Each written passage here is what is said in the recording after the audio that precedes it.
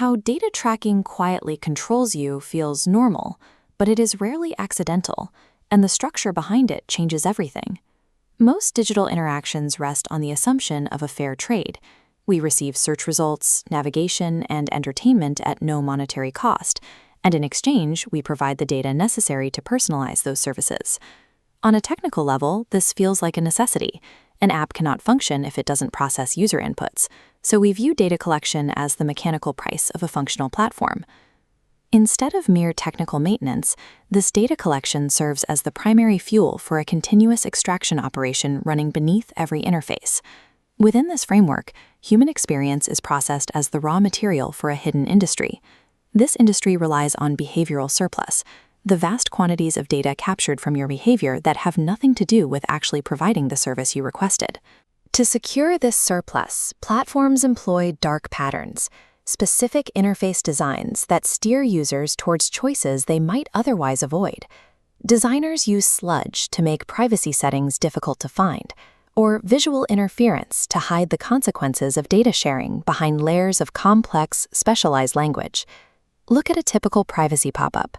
The button to accept all is often a bright, inviting blue, while the settings to limit data collection are buried under dull gray text. These designs aren't accidents or oversights. They are structural incentives engineered to harvest as much data as possible. Once that behavioral surplus is captured, it is processed through machine learning models to identify patterns in your behavior. The system uses these patterns to generate prediction products, probabilistic models that anticipate your future clicks, purchases, and emotional states. The system achieves its highest value when it closes the loop between prediction and action. This diagram shows actuation. The model uses predictions to modify your digital environment, inserting rewards or obstacles to herd your behavior. When you respond, the system records your reaction, feeding it back to increase its certainty. The ultimate goal isn't just to know what you will do, it is to engineer an environment that guarantees you will do it. This creates a reinforcing cycle.